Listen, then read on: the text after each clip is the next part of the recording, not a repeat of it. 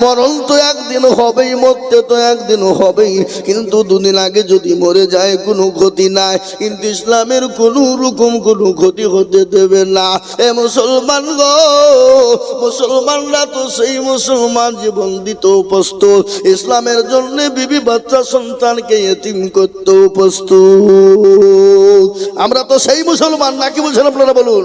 তেলের গাড়ি তেলে চলে, হাওয়ার গাড়ি হাওয়ায় চলে, বিনা তালে চালাই গাড়ি নবী সুলাইমান। আমরা তো সেই মুসলমান, আমরা তো সেই মুসলমান। নারে তাকবীর, নারে তাকবীর। বিশ্ব নবী রহমতের নবী তিনি ডাক দিয়ে বললেন, ও মদিনার নওজোয়ান তরুণেরা, যুবকেরা, কান করে তোমরা শুনে নাও। আজকে তোমাদের কাছে নবী থাকবে না, ইসলাম থাকবে না, কোরআন থাকবে না। সাহাবারা একে একে ময়দানে জমা হয়ে গেল। নবীর একজন সাহাবা যার নাম হলো হানজালা রাদিয়াল্লাহু তাআলা আনহু, তিনি নতুন বিবাহ করেছেন। বছর ফুলসজ্জার রাত্রি, বাবা মধুর মিলন, স্বামী স্ত্রীর মধুর মিলন। বিবি এত সুন্দরী, অতীব সুন্দরী, অতীব সুন্দরী। নবী আমার ডাক দিয়ে বললেন, ও মদিনার যুবকেরা, ও মদিনার তরুণেরা, আজকে তোমাদের কাছে নবী থাকবে না, রাসূল থাকবে না, বলো। সমস্ত সাহাবারা জমা হয়ে গেল। হযরত হানজালা আপনার বিছানাকে ছেড়ে দিলেন, ওলঙ্গা তরবারিখানা নিলেন, ইসলামের জন্য যাদের ময়দানে তিনি পৌঁছে গেলেন। বিশ্ব নবীর সাহাবা যাহাদের ময়দানে গিয়ে কাফের বেঈমানদের সঙ্গে লড়াই শুরু হয়ে গেল। জাহান্নাম দিয়ে জাহান্নামের টিকিট বেঈমানদের ধরিয়ে দিলেন। হযরতে হানজালা নিজের জীবনের পরোয়া নাই, বিবির কোনো মায়া নাই, নতুন বিবাহ করেছে, সঙ্গে সঙ্গে তিনিও শহীদ হয়ে গেলেন। বিশ্ব নবী নবী মায়ার নবী তিনি দেখলেন যাহাদের ময়দানে ইসলামের দামামা বেজে গেল, কলেমার দামামাও বেজে গেল, মুসলমানদের জয় হয়ে গেল। নবী বললেন, ও সাহাবারা, যে সমস্ত সাহাবারা শহীদ হয়ে গেছে তাদের লাশগুলাকে একত্রিত করো, তাদের লাশগুলাকে এক জায়গায় করো, তারপরে তাদেরকে দাফন কাফনের ব্যবস্থা করো। আমার দয়ার নবী, মায়ার নবী, গজল আছে না গো? আল্লাহর নবী, এ মায়ার নবী গো, আপনি নবী আমার জীবনের জীবন। আল্লাহর নবী, এ মায়ার নবী গো, আপনি নবী আমার জীবনের জীবন। আপনি আমার জীবন সাথী, অন্ধকার কবরের বাতি, আপনি হইলেন নির্দুনিয়ার দল।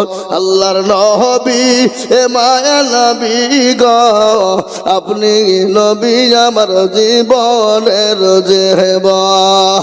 আপনি রাহমাতুল লিল আলামিন, আপনি উম্মতের জামিন, আপনি হইলেন গুনাহগার উম্মতের আপনজন। আল্লাহর নবী, এ মায়া নবী গো, আপনি নবী আমার জীবনের জীবন। দেখিয়া আপনার মজেজা, ভাগ্যবতী হলেন খাদিজা, দেখিয়া আপনার মজেজা, ভাগ্যবতী হলেন খাদিজা, সৌফা দিলেন জীবন যৌবন।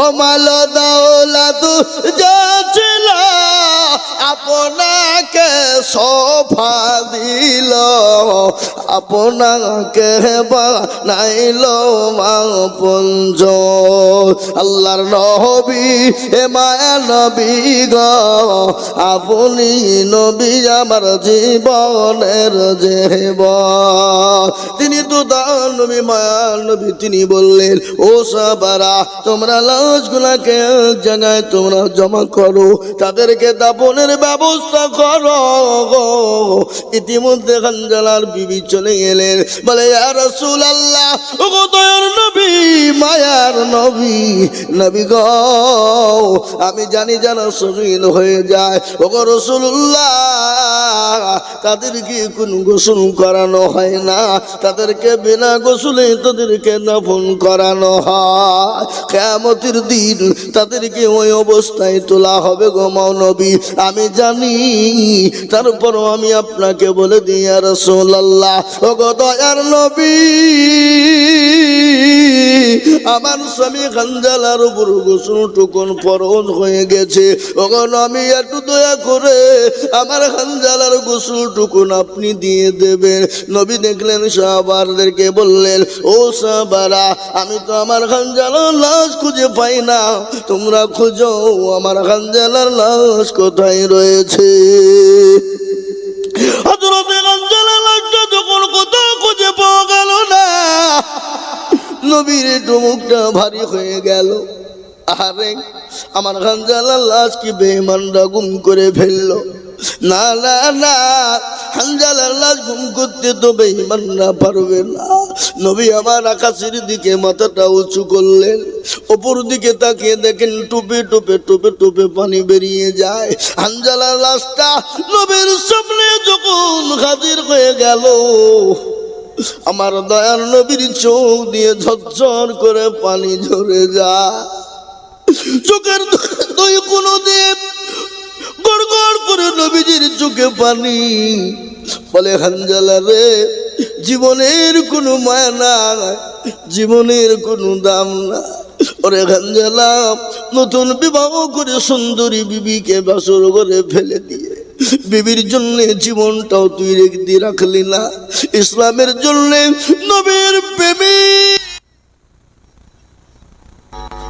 পর্যন্ত দিয়ে দিলি ওরে হানজালা আমার আল্লাহ তোর জন্য জাহান্নামের আযাব এবং কবরের আযাবটা আল্লাহ যেন তোর মাফ করে দেয় সাহাবারা বলেন ফিদাকা ইয়া রাসূলুল্লাহ নবী গো হযরত হানজালা ওই লাশটা যদি আজকে হানজালার লাশটা না হয় আমাদের মতো সাহাবাদের যদি লাশটা হতো ওগো নবী আজকে আমরা বড় ভাগ্যবান হয়ে যেতাম নবী বললেন সাহাবারা ও হানজালার বিবি শোনো গো আমার আল্লাহ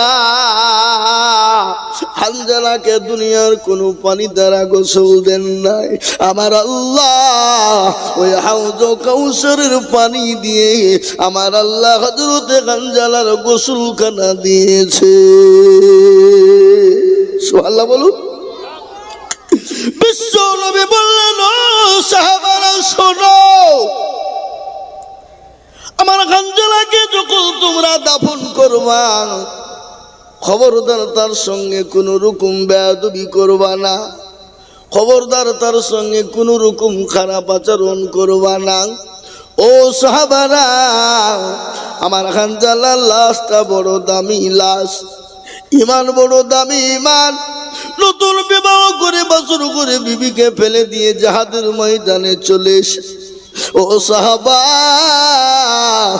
আমার হানজালাকে যখন দাফন করবা তোমরা একটু দেখে শুনে দাফন করো হযরতে হানজালার লাশটা যখন দাফন করার জন্য কবরে নিয়ে যাওয়া হলো আমার নবী মুচকি মুচকি হাসে হানজালাকে যখন কবরে নামানো হয় আমার নবীর ঠোঁট দিয়ে দেখা গেল মুচকি মুচকি হাসতে শুরু করলেন সাহাবারা বললেন ফিদাকা ইয়া রাসূলুল্লাহ নবী গো, ও গো দয়ার নবী, আপনি হানজালার জন্য এত মুচকি মুচকি হাসছিলেন কেন? নবী বলেন, ও সাহাবারা শোনো, আমার হানজালাকে যখন দাফনটা করা হলো, ওই জান্নাতের হুর গেলে মা, ওই জান্নাতের হুরেরা আমার হানজালাকে নিয়ে টানাটানি করতেছে, আমি নিব। ও বলে আমি চাই, ওরে আমার সাহাবা, এই জন্য আমি হানজালাকে দেখে মুচকি মুচকি হেসে যায়। এ ছিল সাহাবাদের জিন্দেগি, এ ছিল সাহাবাদের জীবন। নবীর জন্য জীবন দিতে তারা প্রস্তুত। নবীকে এতটাই তারা মহব্বত করে ভালোবাসে। আর আমরা নবীর দেওয়ানা নামাজ পড়তে যাব না, আমরা নবীর দেওয়ানা মসজিদ চিনি না, আমরা নবীর দেওয়ানা দুরুদ বুঝি না। কি বলছেন আপনারা বলুন, ঠিক না বেঠি? এই তো আমরা মুসলমান। সাহাবারা নিজের জীবন দিতে বোধ করে না। আল্লাহ নবীর আর একটা করুণ ঘটনা আমার মনে হয়ে গেল।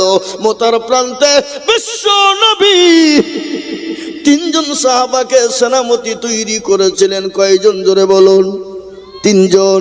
কিন্তু সেনাপতি কয়জন লাগে? একজন। তাবলিগ জামাতের আমির যারা হয়, তাবলিগ জামাতের জিম্মাদার কিন্তু একজন, কিন্তু সেনাপতির প্রয়োজন একজন। কিন্তু নবী কিন্তু সেনাপতি তৈরি করলেন তিনজন। তার মানে আপনারা বুঝে নিন, তিনজন সেনাপতি করেছে, তার মানে তিনজন আর কেউ কোনোদিন ফিরে আসবে না। আহা, তারা বুঝতে পেরে গেছে। আচ্ছা বলুন তো, এরকম ঘটনা যদি আমাদের সামনে আসে, ইসলামের জন্য জীবন দিতে হবে, যাও। বলে হ্যাঁ মৌলবি যাচ্ছে, তুই যা। কি বলছেন আপনারা বলুন, ঠিক না বেটে? বলবে না? বলবে না? বলে মৌলবীদের খাইয়ে দিয়ে কাজ না, এখন বউ বিবিকে ছেড়ে দেবো, তো খাবার ছেড়াবো নাকি? অত সহজ নয়। এই বাবা, ইসলামের কাজ, দিনের কাজ কাকে বলে? গতকালকের একটা ঘটনা আমার মনে হয়ে গেল।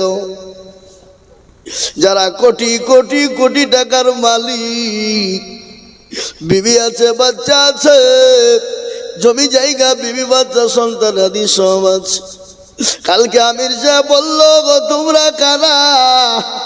1 সাল তোমরা জামাতের জন্য টাইম দিবা। মুসলমানরা আবেগ কাকে বলে, দিন কাকে বলে? 1 সাল দেওয়ার জন্য হাজারো মানুষ তৈরি হয়ে গেল। 1 সাল মানে আগামী এই যে বাবজি, এই জানুয়ারি মাসের 2 তারিখ থেকে নিয়ে আগামী জানুয়ারির 2, 3, 4, 5 পর্যন্ত 1 সালের জন্য তৈরি। কে বলে 3 সাল, কে বলে 3 সাল, কেউ বলে 1 বছর, কেউ বলে 1 সাল 1 চিল্লা দিব, কেউ বলে 3 চিল্লা দিব, কেউ বলে 1 সাল চিল্লা দিব। এটা হলো মুসলমানদের আবেগ, দিনের আবেগ রে বাবা। এটাই হলো মুসলমান। নবী আমার 3 জন সাহাবাকে বানাইলেন। ও সাহাবারা তৈরি হয়ে যাও। ও আমার সাহাবা, ও আমার সাহাবা, যাই তুমি কোথায় খাড়া হও? যাই খাড়া হয়ে গেলেন। বলে লাব্বাইক সাদিকা রাসূলুল্লাহ, নবী গো আমি আপনার জন্য তৈরি রয়েছি। নবী বললেন, যাইদ রে, তুমি তোমার মা বাপকে দেখা করবা না?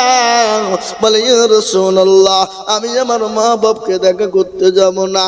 আপনি আমার পিতা, আর এই ঝুপড়ির ঘরে শুয়ে আছেন আমার মা আয়েশা, ইনারা থাকলে আমার আর কাউকে প্রয়োজন হবে না। সুবহানাল্লাহ বলুন।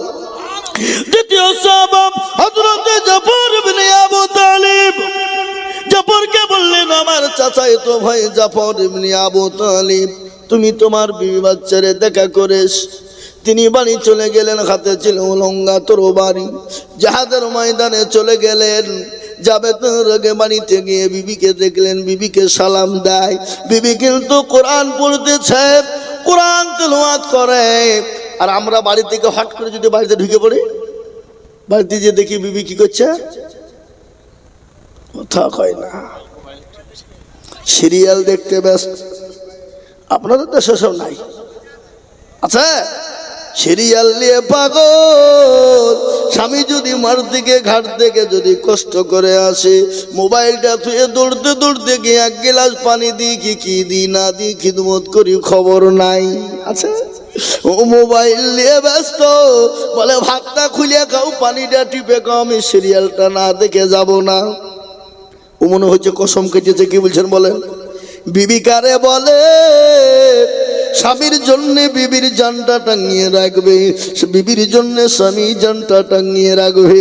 বিবি স্বামীর মধ্যে এতটা মিল হবে, স্বামী স্ত্রীর মধ্যে যদি মহব্বত পয়দা হয়ে যায়, সে বাড়িতে কোনোদিন সন্তানের বিবাহ দিলে বউর সঙ্গে বেটার সঙ্গে কোনোদিন ঝগড়া হবে না। হবে? ওই কথা বলেন না কেন? আমার এখনকার মা বোনেরা ওই সিরিয়াল দেখে আর নিজের চরিত্রের সঙ্গে মিলায়। কি বলছেন আপনারা বলুন? হ্যাঁ, আপনাদের দিকে সামনে নাকি আচ্ছা? খুব আছে, বলবো, খালি বসে থাকেন। আজকে একেবারে কলা ছিলা করে ছিলি দিয়ে যাবো। থাকবেন তো নাকি? না পালাবেন? পালায়েন না, তাহলে হবে না। একবারে শুনিয়ে দেবো, চলে যাক, যখনটা হবে হোক নি, নাকি বলেন? চলো। এই তুমি মুখ ঢেকেছো কেন? মেয়ে ছিলে নাকি? মুখ ঢাকা মাল মানে বুঝে নিবেন গোলমাল। এখনকার ছেলে মেয়েরা যারা মুখ ঢাকিয়ে দেখবেন হয় পালিয়ে যায়, না হলে দেখবেন কোনো অন্যায় কাজে লিপ্ত। কি বলছেন আপনারা বলেন? এমন করে মুখে মুখোশ পড়ছে, বলছে গরুর মুখে মুখোশ দেওয়া হয় না। হ্যাঁ, ঠিক না বেরিয়ে জোরে বলুন। হ্যাঁ, এই মুসলমান দরদি আমার ভাইয়েরা, আজকে শোনাবো আপনাদেরকে স্বামী স্ত্রীর মহব্বত কি জিনিস, এটা শোনাবো। একটু বসে থাকেন। মুসলমান দরদি হযরতে জাফর ইবনে আবু তালিব তিনি চললেন, বাড়িতে গিয়ে দেখছেন বিবি কোরআনে কারিমা তেলাওয়াত করে। বলে, বিবি রে, আমি তোমার স্বামী এসেছি, জাফর তুমি আমার সালামটা না। বিবির সালামটা দিলে কোরআনটা বন্ধ করো। বিবি কোরআনটা বন্ধ করলো। বলে, বিবি রে, আমি তোমার স্বামী জিহাদের ময়দানে চলে গেলাম, আমার জন্য তুমি দোয়া করো। বিবি হাতটা তুলে দোয়া করবে, জাফরের কাছে চলে বলো মঙ্গ তরবারি উল্টো পিঠ দিয়ে আঘাত করে বলল, বিবি রে, তুমি আমার জন্য দোয়া করো না, তোমার তো আল্লাহ দরবারে কবুল হবে না। বলে, কেন? আমার আল্লাহ আমাকে দ্বিতীয় সেনাপতি তৈরি করেছে, আমার আগেও একজন, আমার পরেও একজন। ও বিবি, তোমার দোয়া কবুল হবে না। আমি ইসলামের জন্য যাদের ময়দানে চললাম, আমার ছেলেগুলাকে তুমি মানুষ করে তাদেরকে জাহাদের ময়দানে যাওয়া তুমি তৈরি করো। হযরত জাফর তিনি বাড়ির দিকে রওনা হয়ে গেলেন। পেছনের দিকে ছেলে মেয়েরা বিবির আপনার কাটা কবিতরের মতো, কাটা কবিতর যেমন, কাটা মুরগি যেমন জমিনে পড়ে ছটপট ছটপট ছটপট ছটপট করে, হযরতে জাফরের বিবি ছেলে মেয়েরা জমিনে পড়ে তারা ছটপট ছটপট ছটপট আব্বু আব্বু বলে ডাক দেয়। জাফর রাদিয়াল্লাহু তাআলা আনহু একটা বারের জন্য পেছনের দিকে এরকম করে ঘুরিয়ে দেখলেন না। নারায়ে তাকবীর, নারায়ে তাকবীর। হযরতে জাফর রাদিয়াল্লাহু তাআলা আনহু তিনি চলে গেলেন জিহাদের ময়দানে। দ্বিতীয় খলিফা, দ্বিতীয় সেনাপতি, তৃতীয় সেনাপতির নাম হলো হযরত আব্দুল্লাহ ইবনে রাওহা। নতুন বিবাহ করেছে, বিবির চেহারা কান তার মনে নাই, বিবিরও চেহারা কান মনে নাই স্বামীর চেহারা। বিবিকে বাড়িতে গিয়ে দেখছেন বিবি কোরআন তেলাওয়াত করে, স্বামীর অপেক্ষায় রয়েছে। বিবিকে বললেন, বিবি রে, আমি তোমার স্বামী আব্দুল্লাহ ইবনে রাওহা এসেছি, আমার সালামটা একবার নাও, আর আমার জন্য তুমি একটু দোয়া করবা, আমি যাদের ময়দানে চলে গেলাম। বিবিকে বললেন, বিবি রে, আমার জন্য দোয়া করবা। বিবি পেছন থেকে ঘরের ভিতর দিকে দাঁড়িয়ে বললেন, স্বামী গো, আমি যাতে আপনার জন্য দোয়া করবো, আপনাকে বাধা দিব না। স্বামী, আপনি যাদের ময়দানে যাবেন যান, আপনি একটা বাড়ির জন্য ভিতরে আপনি ঢুকে আসুন, আমি আপনার চেহারা কান দেখব, আপনি আমার চেহারা কান দেখবেন। যাদের ময়দানে যদি আপনি শহীদ হয়ে যান, কিয়ামতের দিন আমি আপনার চেহারা কানে জানে খুঁজে পেয়ে যাই। জাফর বলল, বিবি রে, এই উদ্দেশ্য অবশ্য যদি তোমার হয় হাজার হাজার ঘোড়ার ভিতরে একটা ঘোড়াও যদি সাদা থাকে, বলো বিবি তুমি খুঁজে পাবে কিনা? বলে অবশ্যই আমি পাবো। বলে বিবি রে তুমি চিন্তা করো না, অবশ্যই তুমি আমাকে খুঁজে পেয়ে যাবে। নারায়ে তাকবীর, নারায়ে তাকবীর। কোরআন হাদিসের আলো, কোরআন সুন্নাতের আলো। হযরতে জাফর হযরতে আব্দুল্লাহ ইবনে রওহা বললেন বিবি রে আমি তো ভিতরে যেতে পারবো না। বলে কেন? আমি যদি তোমার কাছে ভিতরে চলে যাই তুমি আমাকে প্রেম নিবেদন করবা, আর আমি তোমার প্রেমে পাগল হয়ে যাব, আর আমি জিহাদের ময়দানে যেতে পারবো না। ও বিবি, আমি তৃতীয় সেনাপতি হিসাবে আমার নবী আমাকে নিযুক্ত করেছে রে বিবি, আমি তোমার ভিতরে ঢুকতে পারবো না। বিবি বলেন স্বামী গো, খোদার কসম করে বলি আমি আপনাকে প্রেম নিবেদন করব না, কিন্তু স্বামী গো মদিনার সব থেকে সুন্দরী রমণী হলাম আমি, যাকে বলা হয় জান্নাতের হুর। আমি সব থেকে সুন্দরী রমণী গো স্বামী, আপনি একটা বাড়ির জন্য ভিতরে আসুন, আমি আপনাকে কোন রকম প্রেম নিবেদন করব না। বিবিকে বললেন বিবি রে তুমি যতই সুন্দরী হও যাই হও না কেন, আমি আমার নবীকে কথা দিয়েছি আমি বাড়ির ভিতরে কোন রকম ঢুকতে পারবো না। কে নবীর প্রেমিক, নবীকে কতটা প্রেমিক ভালোবাসে, হাদিসের মধ্যে রাসূলুল্লাহ বললেন আল্লাহি ওয়াল্লাহি ওয়াল্লাহি লা ইউমিনু আহাদুকুম হাত্তা কুনা হাব্বা ইলাই মিন ওয়ালিদিহি ওয়া ওয়ালাদিহি ওয়ান নাসি আজমাইন। রাসূলুল্লাহ বললেন অতক্ষণ পর্যন্ত সে মুমিন হতে পারবে না, অতক্ষণ পর্যন্ত সে মুত্তাকির হতে পারবে না, অতক্ষণ পর্যন্ত প্রেমিক হতে পারবে না, অতক্ষণ পর্যন্ত আল্লাহওয়ালা হতে পারবে না, অতক্ষণ পর্যন্ত দিনদার হতে পারবে না, অতক্ষণ পর্যন্ত দিনদার হতে পারবে না, আল্লাহওয়ালা হতে পারবে না, নবীর প্রেমিক হতে পারবে না, দিনওয়ালা হতে পারবে না। স্যার আমি বক্তব্য রাখছি স্টেজে, আমি বক্তব্য থেকে নেমে আপনাকে ফোন দেব। আচ্ছা জি স্যার, জি আমি স্টেজ থেকে নেমে আপনাকে ফোন দিচ্ছি স্যার, আমি বায়ান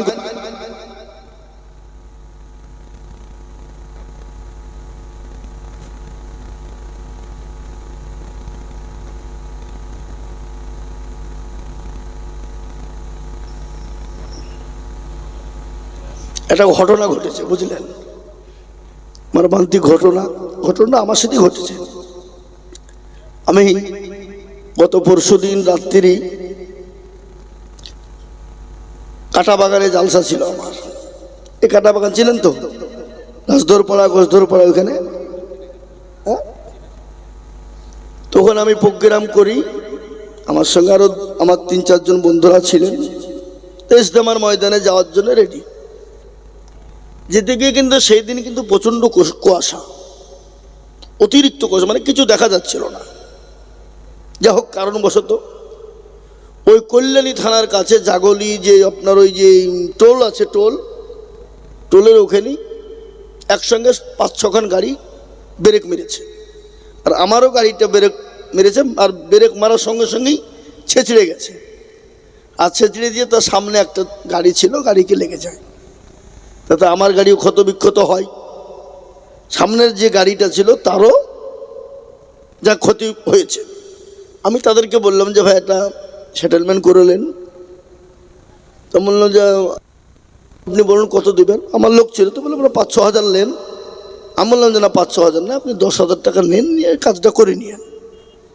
এখন ওরা বলতে চাইছে যে 20,000 যা খরচ হবে সব দিতে হবে।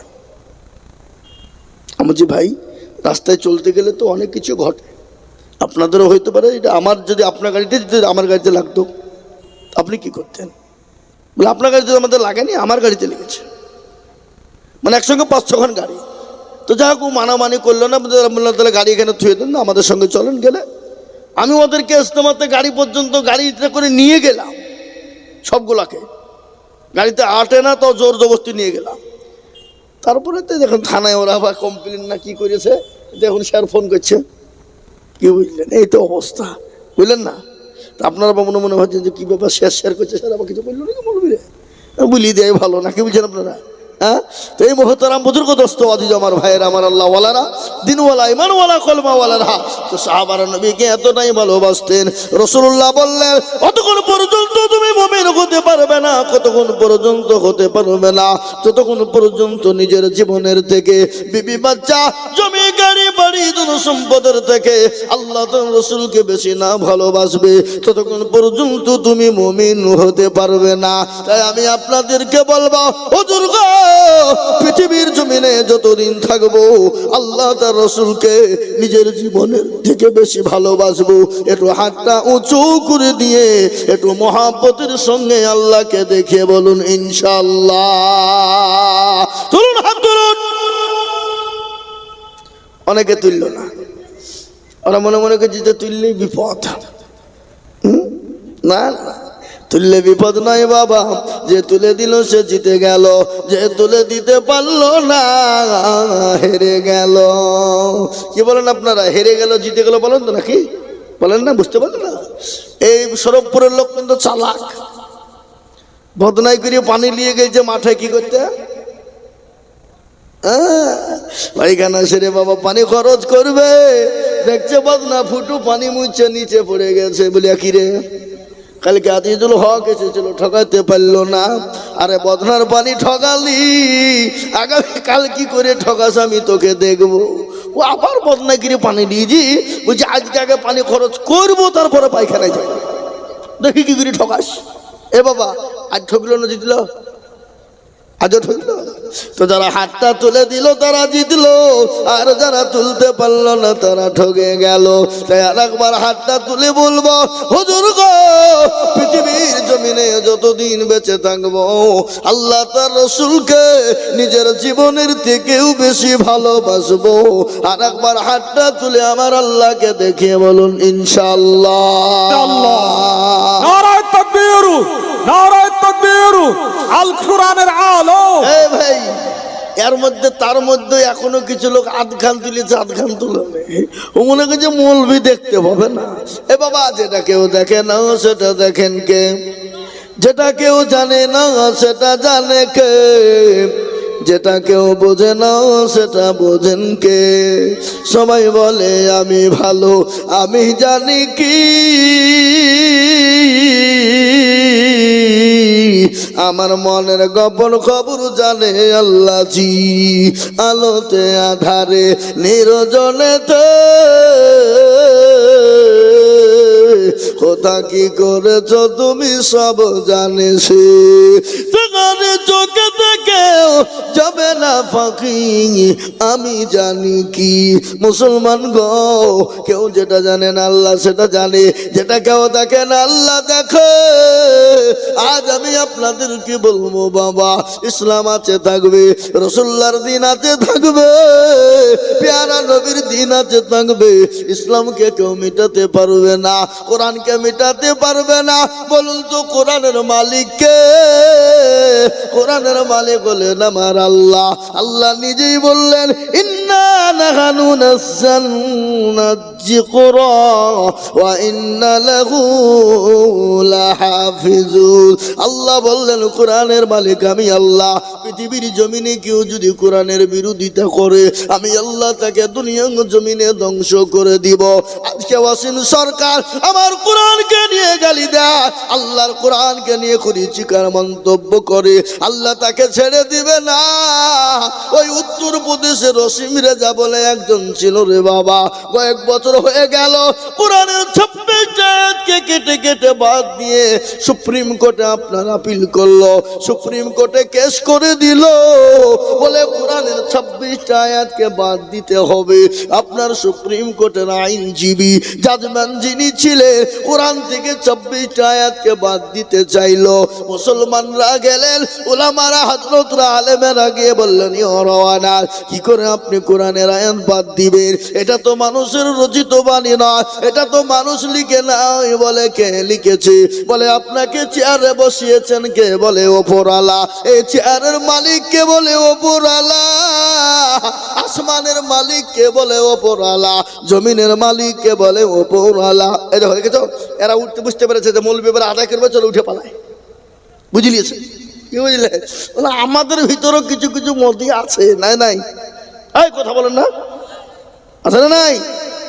আমি আপনাদেরকে বলি, ওই মুসলমানরা বললেন ওরা যিনি এই পৃথিবীটা তৈরি করতে যদি কোনো ভুল না হয়, যিনি আপনাকে চেয়ারে বসাতে কোনো ভুল না হয়, এত বড় পৃথিবীর মালিক যিনি, কোনো ভুল নাই, তিনি এই কিতাব লিখেছেন। এই কিতাবের মধ্যে কি করে ভুল হতে পারে? একটু বলবেন।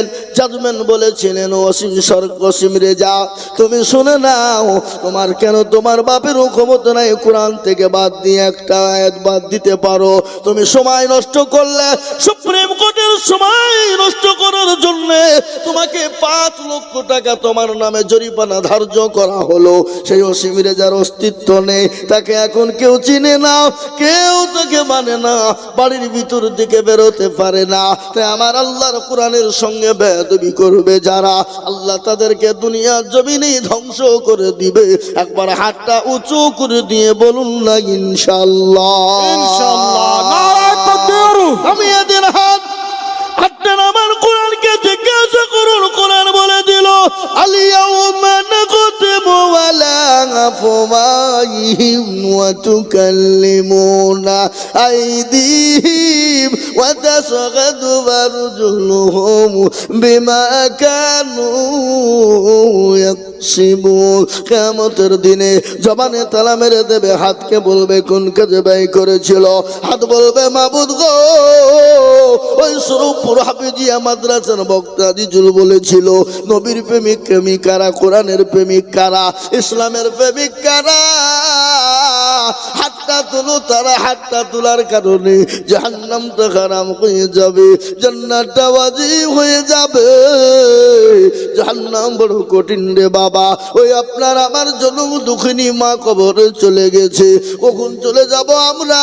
জীবনের কোনো গ্যারান্টি নাই, জানের কোনো গ্যারান্টি নাই, মানের কোনো গ্যারান্টি নাই। তাই এই কোরআনকে বাঁচানোর জন্য আমি আপনাদের কাছে একটু হাত পেতে দিব। বাপ গো, কত টাকা কত দিকে নষ্ট হয়ে যায়, বিবি বাচ্চা ছেলে মেয়ের পিছনে নষ্ট হয়, আত্মীয় স্বজন ডাক্তারের পিছনে নষ্ট হয়ে যায়। আমার আল্লাহর কোরআনকে হেফাজতের জন্য আমি আপনাদের কাছে একটু হাত পেতে দিব। আমি আজিজুল হক সারা পশ্চিম বাংলা, নয় আসাম, ত্রিপুরা, মেঘালয়, মণিপুর, উড়িষ্যা, বিহার, ঝাড়খণ্ড, পশ্চিম বাংলা, বাংলাদেশের মাটি পর্যন্ত লক্ষ লক্ষ টাকা করে বলি। আজ আমি লক্ষ লক্ষ টাকা চাইব না। আজ এই সরবপুরের মাটিতে আমার আল্লাহর কোরআনকে বাঁচানোর জন্য বলে হুজুর আমার কাছে জান আছে কিন্তু মাল না। ও হুজুর আমি পরে অল্প অল্প করে দিয়ে শোধ করে দিব। তাই আমি মাত্র একবার ডাক দিব না রে তকবীর বলে, মাত্র 10,000 করে টাকা আমি একবার তকবীর দিব। সঙ্গে সঙ্গে হাতটা তুলে বলবেন হুজুর গো, বহু টাকা বহু দিকে চলে গেছে, বিবি বাচ্চার পিছনে চলে গেছে, ছেলে মেয়ের পিছনে চলে গেছে, আত্মীয় স্বজনের পিছনে চলে গেছে, ডাক্তারের পিছনে চলে গেছে। হুজুর গো, আমি আল্লাহর কোরআনের জন্য 10,000 টাকা দেব। একবার মহাব্বত দিয়ে জোরে সরে বলি না রে তাকবীর, জোরে বলি না রে তাকবীর। ইনশাআল্লাহ এই মজলিসের ডানে বাঁয়ে পিছনে সামনে উপরে নিচে আল্লাহর বান্দা দ্বীনের প্রেমিক ইসলামের জন্য, আল্লাহর কোরআনকে খিদমত করার জন্য, আল্লাহর কোরআনকে টিকিয়ে রাখার জন্য অনেকের জন্ম দুঃখিনী মা, অনেকের বাপ, অনেকের সন্তান কবরে চলে গেছে। তাদের রুহের মাগফিরাতে আমার আল্লাহর কোরআনের খিদমতের জন্য আমি আপনাদের কাছে মাত্র 10টা করে 1000 টাকা চেয়েছি বাবা। এই মজলিসের ভিতরে ডানে বাঁয়ে পিছনে সামনে উপরে একটু হাতটা তুলে দিয়ে বলবেন হুজুর গো আমার কাছে জান আছে মাল নাই, ও হুজুর আমি আল্লাহর কোরআনের জন্য পরে অল্প অল্প করে দিয়ে দেব। তাই সর্বপ্রথম 10,000 টাকার দাতা ইনশাআল্লাহ আজকে শরফপুরের মাটিতে ইনশাআল্লাহ আল্লাহর কোরআনের মহব্বতে আল্লাহর কোরআনকে টিকিয়ে রাখার জন্য ইনশাআল্লাহ সর্বপ্রথম একজন দরদি ডানে বায়ে পিছনে সামনে উপরে নিচে বাপজি ভাই মা খালা শোনা সকলকে বলবো মাত্র 10,000 টাকা দিয়ে আল্লাহর কোরআনের জন্য হাতটা উঁচু করে দেব। একজন দরদি একটু হাত তুলে দিয়ে বলুন ইনশাআল্লাহ।